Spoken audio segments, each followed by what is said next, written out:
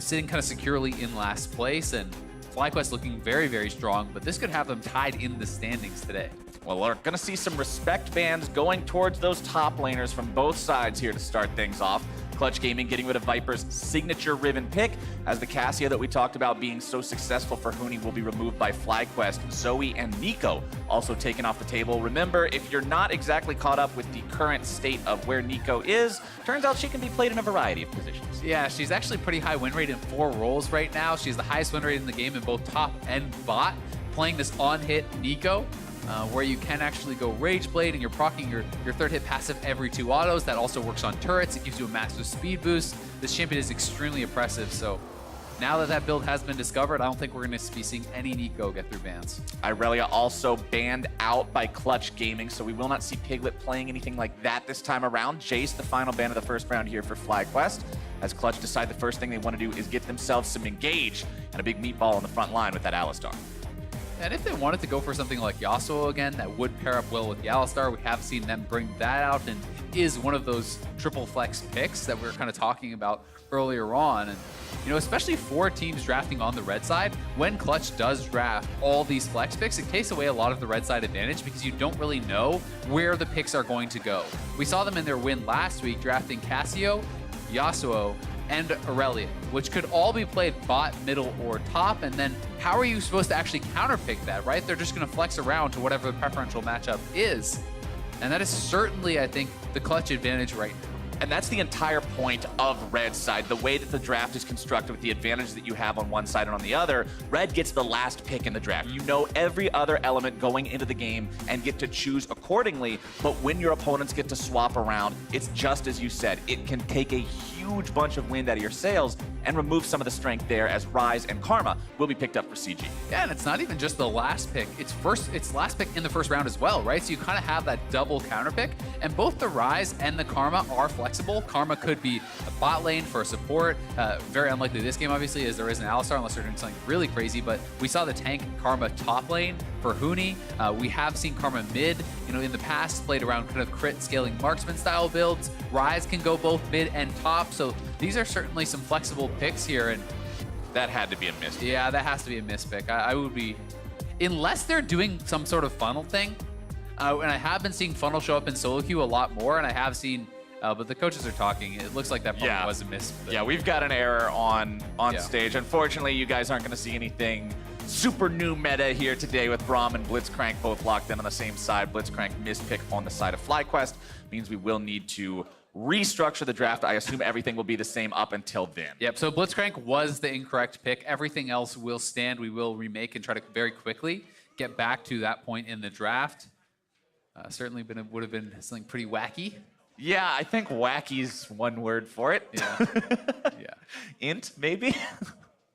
Blitzcrank hey man, we played against, the Tarek, Lulu, Yi, all that stuff. But we're two random guys playing Smurf Flex Q. This is a bit different environment. I don't know. I watched one of those games today. All right, fair enough.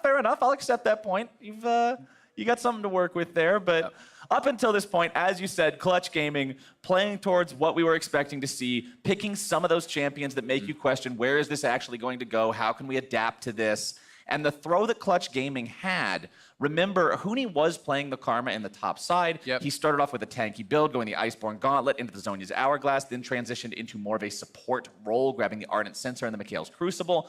Overall, Clutch Gaming just seemed to have no idea what to do in the mid-game of that game. They just sort of pushed waves out and waited for something to happen. There was no real rhyme or reason behind what was going on, but the early game they played was very clean. Yeah, and I think that has been where a lot of our teams are having their troubles, is in the mid and late game, actually. Okay, great, you got an early game lead, now what, right? And a lot of the teams, I think, are struggling to really snowball that into a Baron, to be able to actually properly set up the vision there and take that, instead of just 50-50ing a Baron or kind of just lazily pushing out the waves and waiting for your opponent to make a mistake. So we'll see if they can actually capitalize on some of that, and we are looking like we're back into the draft here, I do believe. Everything's just kind of getting populated up, and we are on that third pick where Blitzcrank did come in, so we should be hopping right back into it, and we'll find out what the intended pick here was for FlyQuest. All right, Blitzcrank, stay the hell out of here. We don't want to see you no more. FlyQuest thinking about some 80 carries. There we go. Jinx locked in. Wild Turtle looking for some late game insurance. I like it. Jinx is definitely a pick that I think is very strong in the meta right now, especially if people are going to play some of the greedier bot lanes. I will say, though, Jinx is something that can be punished by a very aggressive bot lane. You know, if you want to try to go for some of these all-in style plays that we have seen Clutch doing in the past couple weeks. We do see Marksman ban coming out, though, Lucian being targeted. There's that aggro So they pick. are certainly expecting it to perhaps be a Marksman and not even, you know, a Yasuo or something along those lines. If you were worried about another lane bully pick coming out, you could be concerned about something along the lines of a Draven if Piglet is comfortable playing that. Those certainly can be very, very tough for Jinx to deal with in the early stages. But that being said, already some strong engage, you know, with the Lissandra here. You're kind of creating that pseudo frontline with the Braum plus the Lissandra. And if Jinx is able to get to a couple items, this champion is certainly a monster in those later game stages. Plus, you mentioned FlyQuest have found a style that's largely defined by split pushing. Jinx has the ability to clear waves incredibly effectively with the rockets from the long range, and it makes it that much easier for the outnumbered squad of FlyQuest to defend, while Viper gets something done in a side. Yeah, very good point. And Kalista Alistar, another very aggressive bottom lane, so not worried as much about some of those non-standard picks as so many of them already have been banned out.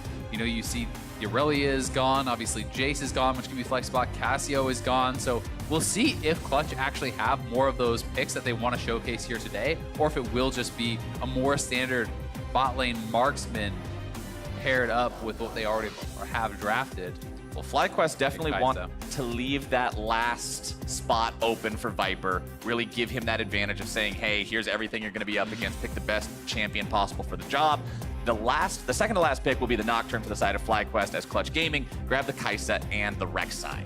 Yeah, and Kai'Sa is exactly what they actually paired up with the tank Karma top lane last time around. And I am saying tank because he started Iceborne, but as you said, it did transition into an Ardent Sensor and more of that team fight style build. One of the issues that they actually ran into last time, though, was this split push style where, you know, Huni was never actually grouping and fighting because he was always kind of answering the side lanes. And it is going to be Vladimir, which I think is a pretty nice pick into Karma. Karma, you know, can definitely pressure you, I think, in the early levels and, you know, be constantly harassing you and trying to push you out. But you will get to a certain point on Vladimir where you're starting to shrug off a lot of that poke, and then it can start to become very Vladimir favorite, I think. That being said, Karma still is a good answer in the team fighting to Vladimir. The AoE shields coming out with your ultimate are very powerful at absorbing a lot of that AoE damage, and this is a very, very dive-heavy team drafted by FlyQuest. It looks like it's very focused on getting the initial reset for Jinx on that passive, get that proc, you dive in with the Lissandra, the Nocturne ultimate comes flying in, Vladimir drops his ult, you burst down that one person, Jinx gets excited, tries to mop up the fight. We'll see if that's going to be the case here, though, as Clutch certainly, I think, has a lot of early game power with this Rek'Sai, who should be running the show against Nocturne in those early levels. Some very powerful ganking. Exceptionally hard to actually ward out this champion as well, because you can approach from different tunnels, use different paths. We'll see if they're able to get any sort of early advantage to offset some of that late game power that the Jinx is certainly going to bring. The Jinx will have the late game power. Vladimir is a monster when he hits 5-6 items as well. The AoE damage is just there. And Lissandra will be clearing waves and providing a transition towards that point of the game here for the side of FlyQuest. So definitely have the tools in their inventory to try to end that loss streak here today. But they will have to do it up against Clutch Gaming and up against this Karma from Huni that honestly did some really impressive work during a lot of the game the last time we got to see this pick. The one thing I do like about the Vladimir, though, is they're picking this thing that's strictly a lane bully. It beats the crap out of you. You don't have any sort of interaction with it. It is just a frustrating lane. One of the best ways to get away from that is play a ranged champion of your own. Yep, exactly. It's going to be a lot harder to bully. Still, that being said, with the really long cooldowns that Vlad has in the early levels, Karma can still run at you and just kind of auto you, right? Yeah. And you're going to be able to win a lot of those trades. You can see it is Klepto Karma, so Huni's still very much intending to be constantly going at them with those auto attacks and kind of farming off him as well. And the Vladimir setup that you're seeing him run is a pretty common one for Vlad. This champion, Phase Rush with Inspiration Secondary. You take everything that makes you faster. You take Phase Rush, you take Nimbus Cloak, you end up taking the free boots in your secondary. You also get extra cooldown reduction in both trees, the Cosmic Insight for the +5, as well as Transcendence over on the Vladimir there, just like that with Gathering Storm. Pretty much what this means is I recognize that I'm weak early. I don't care. I'm going to take Gathering Storm, Transcendence, Free Boots, all these things that do nothing for him in lane phase. You just go through lane, and then you become super strong later on. Yeah, this is one of those situations where going even in farm means the Vladimir is generally winning, right? Yes. You know, this is one of those situations where you don't need to bully that guy. You just need to kind of survive and farm and get levels, and you're going to be feeling really good about that situation. You can see that Huni is actually sitting up here in that top brush and maybe trying to set up a little bit of a freeze. We'll see if he elects to just try to hard shove or try to pull the wave towards him, as Vladimir can really struggle in the early levels to farm under turret, but when you know that the Vladimir was leashing top, you always have to be worried about early ganks too. You can see both junglers starting on their red, but a ward also placed down by FlyQuest on the edge of the chicken camp there on the side of Clutch Gaming, making sure that in case the Rek'Sai tries any sort of a cheeky level 2 gank mid through that side, they will be aware of what's going on. You can see the ping coming out from them as well, as they recognized he was moving away from that area. I like the fact that they're trying to keep track of him, because like you said, this is a champion that can take over the early game if given a chance. Yeah, and you can see a couple early wards were actually dropped for them, right? You know, there was the early ward here in the river, as well as this ward over by the Raptor pit. You know, those two trying to track him at the Raptor camp, as well as trying to track if he goes over to the Scuttle there. So, you know, some early warding certainly was intended to follow this Rek'Sai. Unfortunately, the Scuttle one did expire before they're going to get eyes on him. Lyra clearing out that Scuttle at the bottom side had already been secured by Santorin's Nocturne. And now we've got a sideline report. Pastry Time is standing by, so let's check in and see what he found out. Hey there, I had a quick talk to McScrag, the coach of Clutch, and just ask him about the Karma top pick, because we have seen it a few times. He said that, you know, it's a strong, oppressive lane that Huni can play, but actually in this comp, it's better to, in the mid to late game, actually help teamfight and enable both Piglet and Damonte, who are looking like the slightly bigger carries this game. Anyway, that's it from me. Back to you guys. And I think that makes a lot of sense with the build that we did actually see from him last time around. When you are going towards the Ardent Sensor, that is not for the 1v1. That is to group, that is to enable these guys and essentially be that super powerful support who has a lot of AP. I'm also very interested to see what his first item is going to be. This is, you know, Iceborne is seen engage bot lane. Bottom side, 2 versus 2. JJ having a flash out, in some trouble there. Stun coming down onto Wild Turtle here too. Piglet getting the better of him. And that's a summoner spell expended by the side of FlyQuest, but mid lane is Pobelter, whose first blood, and Lyra sets it up and cashes in. Really nicely done there, getting the early kill. Lyra has this powerful early pick with the Rek'Sai and will be able to cash in on that first blood over to him, but you know, to my point, Iceborne probably makes a lot less sense against the Vladimir here. We could see, you know, something like a Luden's Rush or something along those lines, but here is the replay. We'll see it one more time. Damonte very low on mana, and yeah, just interrupted on the claw. So this is why Pobelter actually just holds onto the flash. He's not going to get out of that one. That is very well timed by Damonte, making sure there's no escape for Pobelter. And now Huni, he is running out of mana, so Viper can start to kind of sustain back up slowly. And Santorin's here. Santorin's going to find him. Fear Tether should connect there, grabbing the CC. Follow-up from Viper's going to force the flash out of Huni. Yeah, does have to flash out of there. I wonder if he could have just walked it out. I mean, he wants to base anyway because he's out of mana there. I don't think they actually had kill pressure because Viper was not sitting on an empowered Q or anything along those lines. So I do feel Huni, especially with Rek'Sai in the area, could have sat on that flash. Now will be more vulnerable and is going to get an early chalice. So he's going to be rushing Athenes. This is certainly very much Huni, get early items, and then you have to group and have the power in the team fight, because this is not going to be for the one-on-one where Athenes, you can't even use the heal on yourself. It only actually works, you know, on those teammates. Support item Karma is never going to contest Vlad in a solo lane after Vlad hits level 9. It's just not the reality of the situation. But being able to power up Piglet and Damonte, who have both done a lot of work in the past carrying this squad, putting out some impressive performances of their own. Damonte facilitating that mid lane play, as you said, timing very well. As Huni might look to grab the solo kill on a Viper here. Sangwon pull right in time to avoid that last inner flame. We'll see if Huni wants to actually try to chase him down and stop his recall. It is a bit dangerous because they don't know where Santorin is, so he won't go for it. And Viper does have TP, so you know, we'll be back up to lane and you know, expecting probably a Proto Belt rush. We'll see if he wants to go for something a little bit more defensive to live through it though. Yeah, Proto Belt rush pretty standard on Vlad, especially when you're running this cooldown build. A lot of times you'll see Vladimir's, along with the Transcendence and Cosmic Insight, go for the cooldown on the stat bonus as well in the first tree of your runes. So all you have to do is build a Proto Belt and a Zhonya's, and you're at 45 CDR very, very quickly. Super effective on the champion, as Lyra now knows that Santorin is nearby. He's got that special Rek'Sai sight. but they don't want to move in and try to dive between two turrets just yet. Yeah, he is in that pit, though. Probably can steal this away. Does have a level up, and the extra damage on that smite matters quite a bit in these early levels. They will back off, though. They don't have the confidence to actually fully commit to this, knowing that FlyQuest bot lane could actually roam up, as Kai'Sa was back in base, and Pobelter certainly a lot closer on that play as well than Monte. And talking about the tragic game that Clutch Gaming experienced last weekend, where they did have that big lead and they threw it.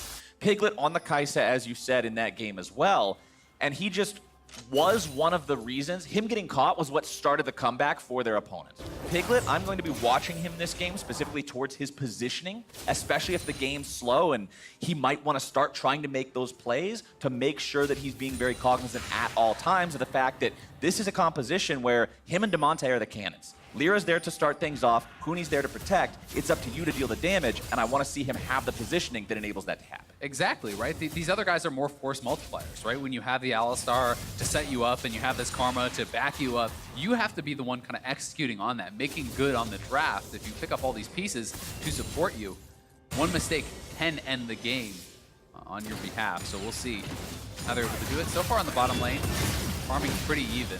Vulcan grabbing a two-man knock-up down there. Looking to get some more, but Piglet's backing away now. JJ and Wild Turtle trading back, and they'll get the better of the trade this time around.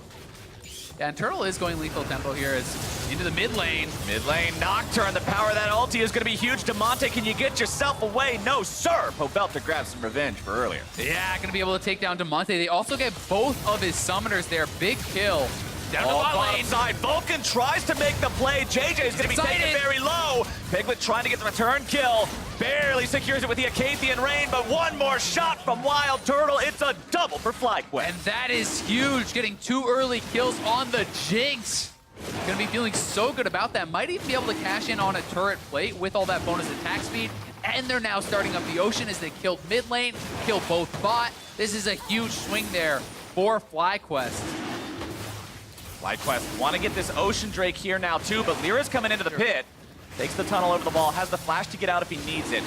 FlyQuest going to be bringing in multiple people over here. Santorin down to about 400 HP, but they want to maintain control over the Drake pit area. Will be secured by Santorin. Good job there, cool under pressure. Yeah, very calm and collected here from FlyQuest. They know they don't want to fully commit to a fight, but here is the replay one more time. Pobelter locks him down. The cleanse comes out, but it's not enough as the Fear is going to interrupt the ultimate. Then down on the bottom side here, JJ tagging Vulcan. Vulcan thinking, we can take this play. Just knock him into the turret, knocks him up, W's him back, but JJ still has the jump, the level up there as well, giving health back, perhaps making that kill take a lot longer than Piglet was expecting, and Turtle is free firing with the lethal tempo the whole time, so he was always going to get the trade kill.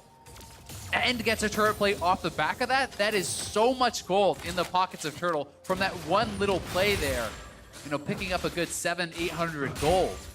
And this is a Jinx, man. We talked about Piglet being a big carry for his team this time around. Turtle's also going to be a massive source of damage for the side of FlyQuest, and you know what a 6-item Jinx can do once he's got Infinity Edge and Hurricane and all these tools that just turns him into a rocket barrage machine. And you've also got to remember, as we talked about, you know, these other champions around Piglet are there to enable Piglet. And so if you start losing lane, if you start falling really far behind, again, it's a force multiplier. You have to be having that strong original product for it's going to be worth multiplying. Multiplying 1 times 5 is still just 5. So if Piglet can get himself up to a 7 or an 8, well, then multiplying by 5 looks really scary. But right now, he's got to make sure that they don't fall further behind in this lane. 20 CS down. Has a kill to his name, working on that Blade of the Ruined King. I think it's a good purchase this game, going up against something stacking a lot of health like the Vladimir. Lissandra also usually going to have some HP in there. Viper throwing down the Hemo Plague onto Huni just to grab some health back, make sure he doesn't end up too much worse for wear on these trades. Huni very low on mana, but remember, the super low mana bar is a bit deceptive when you have the Chalice because you will be maintaining at least an acceptable base level. Stopwatch. Stopwatch.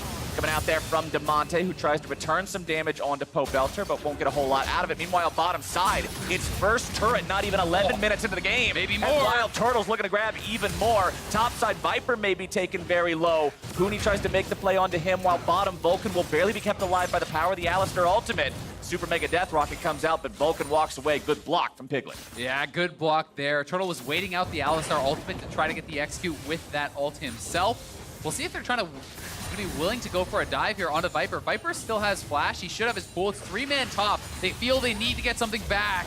Here comes the play. Sanguine Pool already going to be used there by the side of FlyQuest, and Demonte cashes in, grabbing himself a kill onto Viper.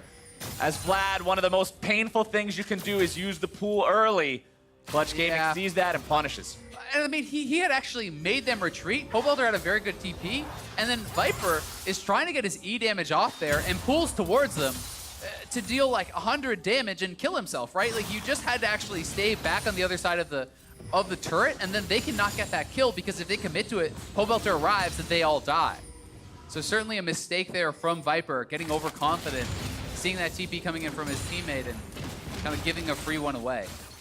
Viper down about 20 CS himself here in this top side. You can see him not going strictly for one item. This is actually something that you generally see. It's an adaptive strategy. You can tell this guy's a Riven player. A lot of times you see Riven do what I call the cooldown garage sale, where you grab a Warhammer, you grab a Kindle Gem, you grab some Ionian boots. He's just getting the Fiendish Codex from the Hourglass plus the Kindle Gem from the Proto Belt as the first two parts, even though they don't work well together, just so he has that cooldowns baseline, more transfusions, more health, more sustainability in this lane to survive against the car. Yep, exactly. And you know, getting that CDR is going to be very nice. He's closing it on level 10 here, which is going to give him an additional 10%. He already has 5% out of Inspiration. So as he actually ticks over on this level, he's going to be sitting at 35% CDR and max rank of his transfusion, the Q there.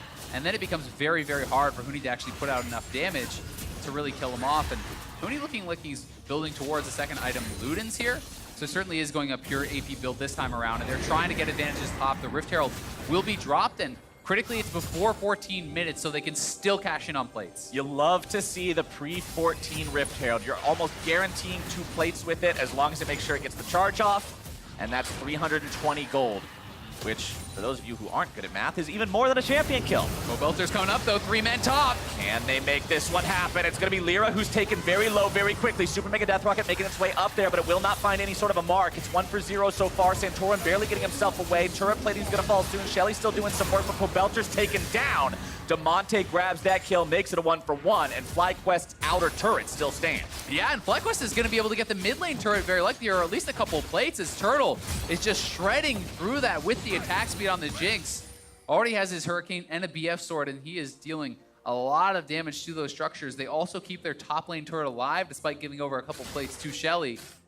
Not going to be able to finish it off. And Wild Turtle is currently 1,500 gold up. We'll talk a little bit more about this after the replay. Let's take another look at how this fight started. Here this is one more time. You can see that Pobelter was roaming up. He actually roots him out of the burrow there.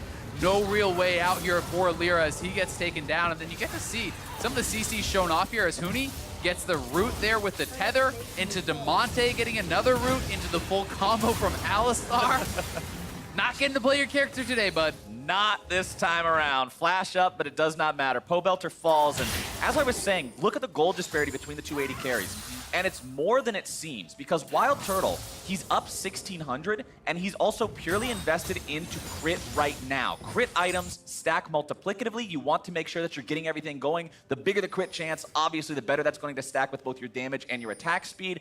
Blade of the Ruined King, a great item on its own, but it slows down getting all that crit synergy until a little bit later. So Wild Turtle, when he hits that 3 crit item power spike, you might only see Piglet on 2 items, Blade of the Ruined King, Rage Blade. It's not going to feel nearly as impactful. And you can also see, as I was highlighting, he has a 600 gold bounty on his head there, right? You know, so right now it is 600 gold sitting on this Rise, 450 rather for him, and then 600 over on the Jinx. So these are kind of 2 targets where people are going to be wanting to prioritize them, not only because they're strong, but because there is that additional reward of taking them down. Drake now the target again here for FlyQuest. Starting things off with a zap coming out from Wild Turtle. Remember, there's already 1 Ocean Drake for the side of Fly. Clutch Gaming doesn't look too interested in contesting this one thus far, and FlyQuest will collect that one free of charge. No need for Santorin to win the Smite fight. And you can see the vision here really kind of starting to extend for FlyQuest. They have a lot of vision across this whole area. Very set up for the Dragon. 4 pinks on this kind of quadrant of the map, 3 even right there on screen. There was no way that Clutch could actually really walk forward and contest that, given the massive vision disadvantage that they had. And now it's FlyQuest going towards mid, utilizing the extra range with the Jinx rockets to knock down this turret.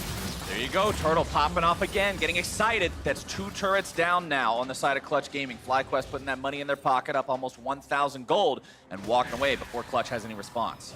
You can see Piglet was down in the bottom lane trying to maximize farm, trying to push that out. Pobelter will be down there to actually collect it, and I think the advantages in the top lane are going to start really kind of subsiding. It's going to be harder for Huni to continue to bully this matchup. He is at a very strong point early on, though. He used the Klepto to get that additional gold. He's on a quick 2 items, and when we see the Rage Blade complete for Piglet, I think that's going to be a really big point of power for this team, because you're going to have a lot of AP on the Karma, these really big shields to actually speed up and protect that Rage Blade Kaisa. And then Piglet may, even if he has a gold disadvantage against Turtle, be more powerful at that time. Roto Belt finally completed for Viper. Feels good for him. Warrior on your Nocturne. Santorin with the stopwatch as the other item in the inventory. You always see this come out really early on Nocturnes.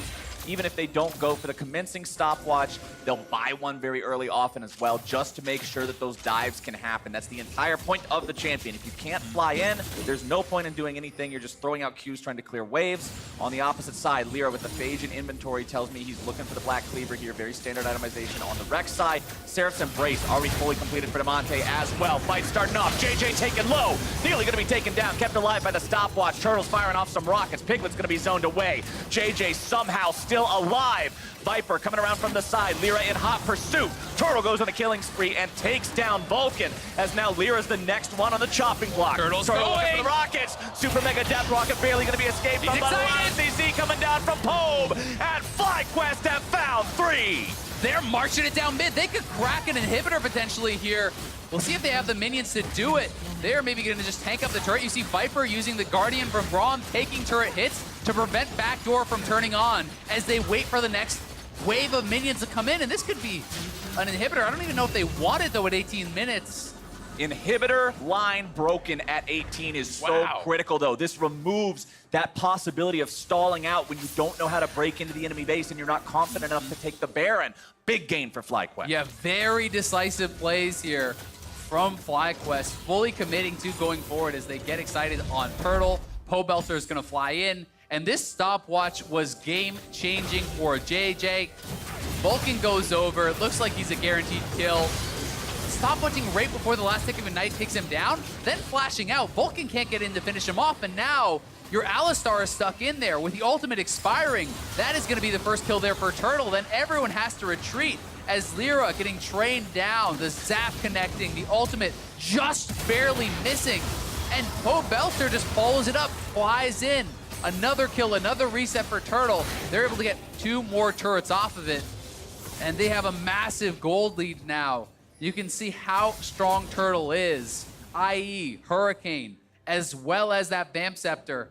Gonna be such a big deal for the team. And if you're over on the side of Clutch, you're kind of looking at these 2 members, the Lissandra and the Jinx. Those are where the bounties are. Those are the really strong guys you need to shut down to try to get back into this game. And that could be your win condition. You know that's on everybody's mind. Can Piglet find the opportunity to go in with the killer instinct, assassinate Wild Turtle in the background if they can stack up the plasma?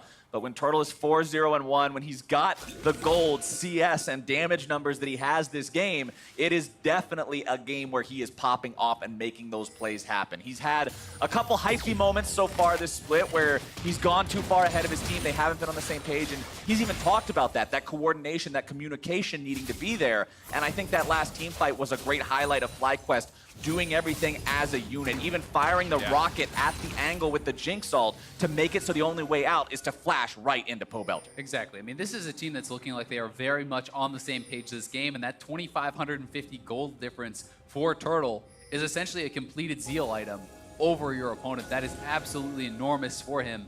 You know, being the beneficiary not only of getting all those kills, but all the turrets and having a CS advantage on top of that just puts you monumentally ahead. And now it is the Infernal Dragon. Oh, baby. And there's just small chance of being able to actually contest this when you look and you see all the vision in this quadrant of the map. Over here, look at all these wards collected by FlyQuest. It's trying to be a Baron rush on the other side for Clutch, which would be a huge play. There's no vision in the area. We'll see if they can suss it out. The blue ward did come down, and I don't think they can kill it fast enough. Nope, you have a Kai'Sa, but she doesn't have the itemization she needs yet. No Ginsu's Rage Blade means the Bork is not going to be having the double procs. So Clutch Gaming have to get themselves away from this one. FlyQuest coming in, seeing if maybe there's something to find. Lyra goes over the wall with the tunnel. But now that FlyQuest have not only the 2 Oceans for the regeneration, but also the Inferno for the extra damage on a team that's honestly very damage-laden, you're in a spot where you can start saying, okay, let's take control over this Baron area ourselves. It's still very early, but this is forceful. Yeah, definitely is. And they are going to be a huge Baron threat when you have this much damage, as you're saying. All the additional damage coming in from the Infernal. They also have double Ocean, so getting poked down by that Baron damage is less of a threat because you can step off it, reset, allow that regen to kick in and heal you back up. Rise Wave Clear always so satisfying there as Damonte bowls over a few minions in the top side. Zhonya's Hourglass ready to go on him if he gets himself into a tough spot here in these team fights, but Damonte is going to have to go back to being Demonster. The performances that he had in the first couple weeks for Clutch Gaming. Remember, it was Clutch that started off week number 1 going 2-0 and then went 0-6 over the course of the next 3 weeks. But even in those losses, Damonte was stepping up. He was having good performances. A lot of the champions at the beginning of the split that he was having those huge showings on with a Galio and an Akali and things that were subsequently nerfed caused people to ask, well, is Damonte now really in a bad spot because his champ pool got hit really hard?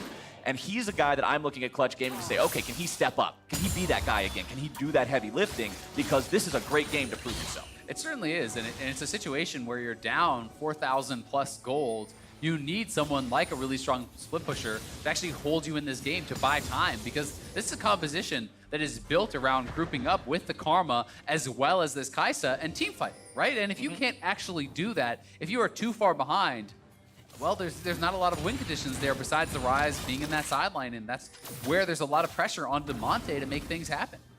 Looking at the inventory of Viper, having completed the Proto Belt, still continuing to sit on the Fiendish Codex for now, wants to go straight into the Rabadon's Death Cap second to multiply the AP. Remember, the extra bonus of that means additional AP is also additional health because you're Vladimir.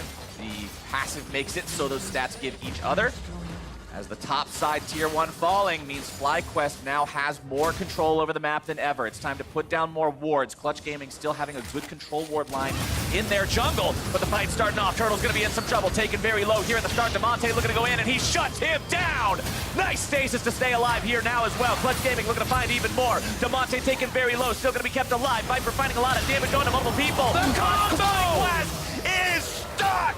Clutch Gaming has found themselves one hell of a fight. Pobelter grabs the kill on Damonte. He'll take a couple down with them, but the shutdown credit goes over to Piglet. And Clutch Gaming look for Baron, but they just don't have the health. What an explosive fight. We said Damonte needed to be able to make a play. What about getting a shutdown by yourself on Wild Turtle, the strongest member here? As Turtle steps forward, they have no vision below them. They lose track of where Damonte is, and Damonte commits fully to it, flashing forward, finishing off Turtle, and buying a lot of time, not only with the Zhonya's, but then the Seraph shield, the passive shield, making it take so long to take him down, and then track Vulcan as FlyQuest steps forward. That is a W flash Q to reposition for the headbutt pulverize in the middle of 4 members. And that is a game-changing play. Vulcan has had a couple of them on the Alistar. Beautiful thing. Damonte, I love this guy's face cams because if he's doing something that's just completely wrong, he's going directly face to palm. And if he's popping off, you're going to see it. This guy is honest with how he plays League of Legends. And he is honestly going crazy. 4,600 damage from both mid laners in the last team fight. But you've got to say, with how close that fight actually ended up, if Turtle doesn't instantly die, how in the world do you ever win that, right? You know, and a lot more gold now is in the pockets of Clutch, so that is going to help in that regard. But certainly there was 3 low HP members there. Yeah. You know, that could be one Rocket coming out of Turtle here, who's now on. One Rocket would do more damage than he did in that last fight. Viper's in some trouble. A lot of people from Clutch Gaming are going to be looking for him, but they've also lost Damonte. Both sides collapsed on a singular member. The problem is, Vladimir has a lot of escapes. JJ now looking to go back in. Vulcan's in some trouble, Clutch is in some trouble, Piglet's in some trouble, looking to get himself away. He's fleeing, but you can't outrun the rocket. Those suckers are heat-seeking. Lyra tries to get out, but he's barely getting away by the skin of his teeth. FlyQuest have found the victory, and FlyQuest are looking for Baron. Yeah, they're heading straight to it. Lyra, no flash available, doesn't even have his smite up. There is no chance that you're going to be able to contest this one, and FlyQuest come right back. JJ says, anything you can do, I can do better. He goes in with the Braum, and while the play may not have outshined what Vulcan did, the result certainly will. They're going to grab the Baron, they're going to get a couple clean kills, and they're in full control of this game. I was in the middle of saying it as the fight broke out, but one auto attack with Rocket plus Hurricane is going to do so much damage from Turtle. And let's take a look at how this started here. Yep, and this is a split fight, but the Vladimir is able to just retreat. He can actually escape while Damonte is completely isolated. Then JJ says, we can fight. Let's go for more. He flashes in, gets the knock-up onto Huni. You can see him just going straight forward. Look at those crit rockets popping across multiple members, and then Turtle gets the splash off of Lyra, knocking down Piglet. Almost gets another with his ult. Vulcan is chased down and knocked down 3 for 0. The Baron to boot. They are up 6,000 and gonna grab another Ocean. Ocean number 3 for FlyQuest means when you're on this Baron push, even if you take some damage, just pull over for a pit stop in the jungle real quick, regenerate all of your resources over the next 15-20 seconds, and go right back to the push. The Fountain is almost no longer required for this team. Wild Turtle, now with the second BF sword in inventory, means he's scarier than ever. Pobelter also no slouch of his own. Luden's Echo, plus having the Hourglass, plus the 2 rods in inventory to combine into the hat.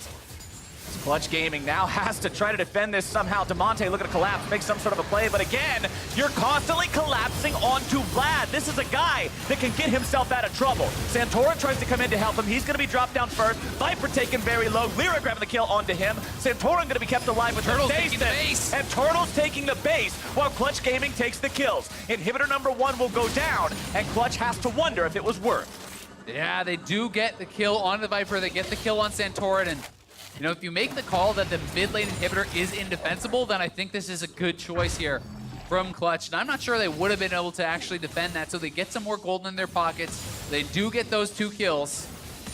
And we'll see if they can use this to try to claw their way back in, because certainly if you can actually get a turret off of that, it becomes that much more worthwhile. And Damonte going to be able to knock him down with 1 easy auto, and Pobelter maybe a 3rd kill. Pobelter, you're in a lot of trouble, buddy. I don't know about that one.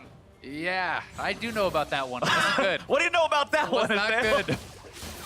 Yeah, all right, that's the expert consensus. Yeah, because now, I mean, you look at that extended play, great, you got an inhibitor. There's very little monetary value to that, and that is actually a negative almost 1,100 Baron power play there. So well done by Clutch. Scrappy play to get back in this. They're playing away from Turtle. He is this monstrously strong member, so you say, all right, Turtle's mid, who cares? We'll go somewhere else. We'll fight those other guys. I can respect it. It's always hard to go onto the Vladimir, though. The champion has the stopwatch in inventory now, so you've got the ability to pull into stasis. You're also going to have enchanted Qs in there where you're regenerating a ton of HP. The ultimate also giving you a lot back. It requires immense investment to go onto this champion, which is why I'm always so skeptical when that's how they start off the fights. But as you said, if that's the only cards you can play, well, that's what you're putting on the table. Yep, and the talk is ticking as we do see that Piglet is building towards that IE. He has a QSS. There's a Mikhail's also on Huni, so a lot of protection there. The additional shielding coming through. They have 2 ways to remove crowd control from him, but Turtle is just so strong, and I just don't think you can win a fight unless you can get onto him. Vulcan forced to ult. Yeah, Vulcan having to ult is a big tool down for the next fight that could happen. Fortunately, Baron not live again just yet, so Clutch Gaming wiping some sweat off their foreheads because of that one. Wild Turtle, 4 items. Stopwatch the last one. Very important. Yep, exactly. It makes it so much harder to dive in onto him, because if you fully commit to that dive on a Turtle and he just goes right into the stasis, that is going to be mitigating so much of your damage, wasting so much of your time, that these other members are going to be able to attack you, are going to be on top of you. Vladimir and Pobelter here especially having a lot of AoE damage in the kits. One thing I'm also going to point out here, the Rylai's Crystal Scepter on Damonte's Rise. We saw this show up in pro play here recently. Saw Boy talking about it earlier because it's been a staple build of his for so long. He's playing the big brain cards saying, I told you guys, this is the way that you play Rise, but This makes it so that constant machine gunning of spells is impossible to get away from unless you're burning summoners, unless you've got someone else to save you. And it means he can run down anybody that makes the mistake of getting too close to him. Yeah, it's kind of that tech choice. You're sacrificing perhaps some damage potential for damage consistency, right? It's allowing you to keep those snares up and to keep on top of them, which, you know, you're hoping that trade-off then results in higher overall DPS, even though the item itself may add less than something, you know, like a Void Staff or whatever, for example, if they're building out MR. Wild Turtle will continue pushing up here in the mid lane. Baron, 70 seconds until it spawns. The map currently owned by FlyQuest, as it has been for the past few minutes now. You can see all the wards placed down on the top side of the Clutch Gaming jungle. Fortunately for CG, right now FlyQuest is getting back. They know the Baron's coming up soon, so everybody went home. Lots of control wards in the inventory. The only person that doesn't have them is Wild Turtle because his inventory is full.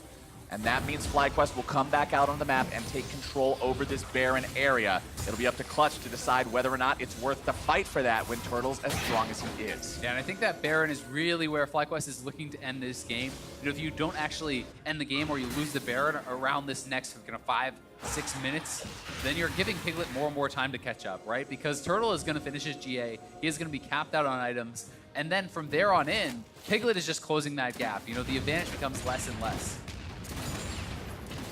FlyQuest, a team, as we said, that's on a 4-game loss streak after a very impressive start here this split. And this would be one way to turn that around. For a player like Wild Turtle, who also said he was specifically practicing this split on knowing when to go ham and when to tone things back, when to chill for a while, scale up, he's scaled.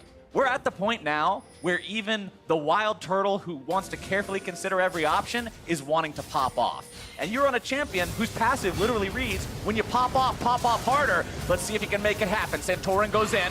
Paranoid to start things off. Viper into the middle of 5 people, looking to drop the tides of blood. Here we go, the flank coming in from Pobelter. Clutch Gaming's in retreat. Turtle coming in from behind. Rockets are going to be flying as Clutch Gaming has to escape. Hooney's taken low. The zap comes through, but it will not find the mark. Winner's Bite does, though, and that should be it for him. Zap finds it, and Santorin makes sure he grabs the kill. 2 dead on the side of Clutch Gaming. Everybody alive for FlyQuest. That's the sound of Baron. Yep, they can head right on over to that Baron, grab it up. They may try to just go for the mid lane inhibitor here first, and potentially they could just try to walk it in and end the game if they really want to go a bit more risky. Hooney's still down for 35 seconds. DeMonte out for 20. Yeah, they're looking for the end here. They're calling to go forward. You can see Pobelter's escorting the minion wave in, and FlyQuest want to at least get some turrets here. Here we go, Clutch Gaming. It's a 3 versus 5 defense. Vulcan starting things off, jumping in with a headbutt into the Pulverize, going to be killed instantly now as Piglet tries to get himself away. QSS not going to be enough, and he is blown up. He takes one with him, but is it going to be enough to save the day? Lyra going into the ultimate, DeMonte dropping some damage. Viper going to be taken low. DeMonte now 1 versus 4. It's him against the world. Viper going into the pool once more. Santorin auto-attacking the Nexus, looking to take this one down. They will not defend, and FlyQuest finds the win. And a clean win it was here from FlyQuest. Turtle just absolutely taking over this game on the Jinx. A complete monster on the day. 7-1-7. What a beast is all I can say. FlyQuest were looking really good, able to close this one out pretty quickly with the advantages they had, especially considering, you know, how strong their comp was in the later stages. When you're looking at the Vladimir and this Jinx, they were still willing to go for the throat. They're still willing to make the call, not to back off and go for the Baron, but to try to end it. They're able to pull it off. We talked about the Clutch Gaming strategy being these triple threats, and they had 2 out of 3 of the threats this time, but it seems like putting Hooney on these more supportive champions hasn't been working out for them. Both of the Karma games ended up being losses despite Hooney having very solid lanes. Might be indicative of needing to have him on more of a champion that can sustain itself and do its own things, but across the board, the loss streak has ended. FlyQuest is still comfortably in a playoff spot right now, and they have to feel good about this. Yeah, they've got to feel really good, and, you know, for Clutch, it's tough because you're building this composition where the Karma's supposed to come over and actually, you know, empower your Kai'Sa, strengthen her up so she can take over in these team fights. But their bot lane lost 2v2, double kill early went on the Jinx. All this turret gold and turret plates went onto the Jinx, and they just got put in a situation where Piglet was always behind the ball. He was never able to match that power from Turtle with a Karma or not. Well, Turtle popped off, FlyQuest into the loss streak, and for more on how they did it, Pastry Time standing by for an interview. Turtle did indeed pop off. I'm standing by with the FlyQuest bot laner. After a slide like that, has to feel good to have such a great Jinx game. Yeah, it feels pretty good. I used to be a Jinx main, so it's really nice that she came back in the meta, and I just like playing her. And of course, we've only seen it one other time so far, the split in the LCS. What was it that kind of compelled you to say, hey, Jinx is back? I just think other AD carries are just kind of a little bit weaker right now, and they do different things. And Jinx is a hyper carry, and we're not a great team, so we need some scaling. Well, we'll have to see how the results work out, but congratulations on your win today. We're going to go throw it back to the State Farm analyst desk. Thank you very much, Pastry Time. Good to see FlyQuest breaking that 4-game loss streak that they suffered over the last 2 weeks. Does a lot in terms of keeping them in the conversation for that playoff picture. This was a team that was in the conversation for top 2, top 3 in the outset of this split, and then kind of fell down the ranks. This will be a solid win for them to pick up off the back end of that Jinx piloted by Wild Turtle. And I like that they're kind of returning more to teamfight. Yes, the Vladimir is the split-pushing, carry-oriented champion, but it's still at its best in team. It's a team fighter. Yeah. Not just team fight, though.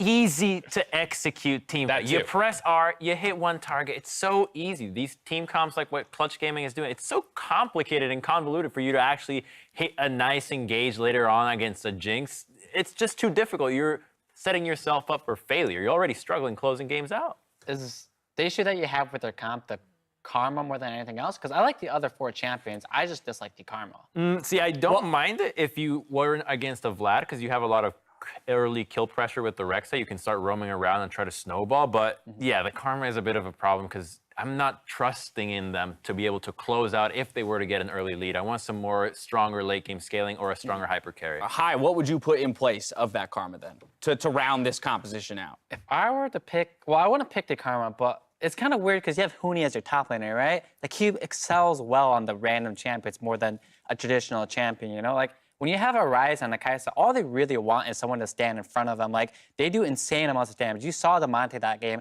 doing so much damage, but there's no one ever in front of him, right? So give, like, a tank to be in front of him, and then that would have been perfectly okay, like a Sion or something, right? Because, like, how hard is Viper going to bully you if you pick Sion? But in the same vein, you are playing with Huni, and he excels on those random champions like Rumble and Karma. It makes some sense because the Karma's job is to get ahead early, absorb pressure early on against any matchup almost, and then once you have that, you have this Kai'Sa who is hopefully going even in the bot lane, so you transition to team fighting and you take that lead. But the problem with Clutch Gaming as a team is that they're so volatile. Like, Huni's getting ahead, and what's happening on the bot side? We're taking a 2v2 and we're losing it. Yeah. Yep. So, like, even if the comp makes a little bit of sense, it is very hard to execute on. I don't love it. These kinds of plays right here are why a style like this is so hard for Clutch to pull off. Right, and it's just as simple as like Vulcan getting caught out. At this point, just flash out. You can survive, and at best, you would trade 1-for-1 at best. And I don't think you want to trade kills versus Jinx. And it's just, why are you doing this? Like, you have a huge advantage top, and you're doing well mid, let your top laner carry. Yeah, and there was a chance they could have played a little bit better because the Braum passive stacked up as the Alistar passive was stacking up, and he could have autoed the Jinx, and then they could focus the Braum. He wanted to hit the Braum under turret range, but then the Braum stun hit him. So it was a close thing, but it was still to High's point. I was going to say, you go back to High's point. It's like, if that's the barrier of execution, if we're looking for them to turn a play in that fashion, then it's not the play you should be making. Just go ahead and sack the bot lane to some degree in that moment, sack the flash, and just keep building that advantage in the top lane. Huni. It was a self-sack with the Blade of the Ruined King that we still don't understand. I know. Even Doublelift himself on Twitter, Stixay, confirming, don't know where this Blade of the Ruined King Kai'Sa build is coming from, but they don't want to see any more of it. Again, I want to return to the point of Clutch Gaming, landing on somewhat of an identity around their top laner, Huni. He's played the Cassiopeia to success. He's now played a couple Karma games. They clearly want to put him in advantageous lane bully matchups. And then we see these kinds of wacky plays happen across the map to sacrifice all the advantages that came from it. Flip side, let's talk about FlyQuest and how they used that double kill on the Jinx to ultimately push through to a victory. And it came with a team fight in the mid lane.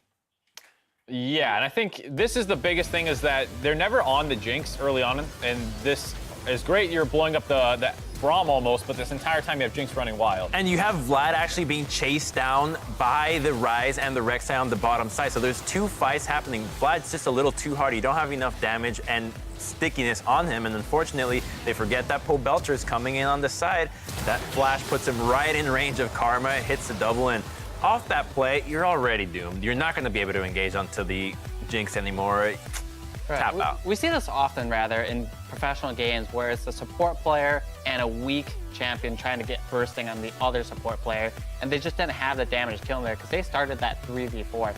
Their Rek'Sai, their Ryze are on the bottom side of the map, and they're starting this 3v4, trying to get a pick, but they just don't have the damage for it. Yeah, I mean, it's like, who's the easiest person to kill? The support, so go kill him quick and disengage, but it's so hard to do against the Braum and these tankier supports. Yeah, without a doubt. And I feel like once those 2 early kills were dropped into the pocket of Wild Turtle, he's home free with the composition that was built around him, right? You have a team fight threat of AoE damage from both Lissandra and the Vladimir. You have still the Braum to play a somewhat Pelian protective support. And at the end of the day, you just got Jinx running in from behind all of that front line and laying out the damage. It just didn't feel after that early play in the bot lane that Clutch had many options remaining. And it's so easy to execute. You don't need to think about it. The coach doesn't need to tell you anything. It's like the dominoes fall in place and you're the match. Oh, we figured out how we should play. We should stand in front of our AD carry and then he'll do the damage and it's so easy. And then you're on Piglet's side and he's thinking, well, how do I deal damage? Do I get the shield from Karma? Does Rek'Sai initiate and stand in front of me? Do I wait for Alistar to combo? When am I supposed to ultimate?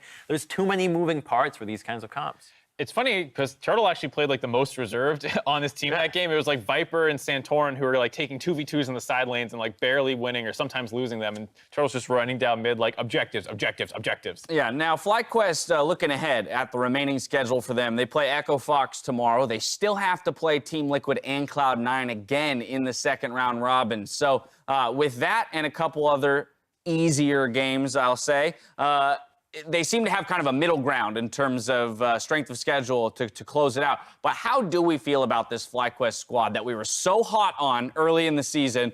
Then we all pulled back and we're like, never mind, I'm off the boat. They hit their ceiling, blah, blah, blah, blah.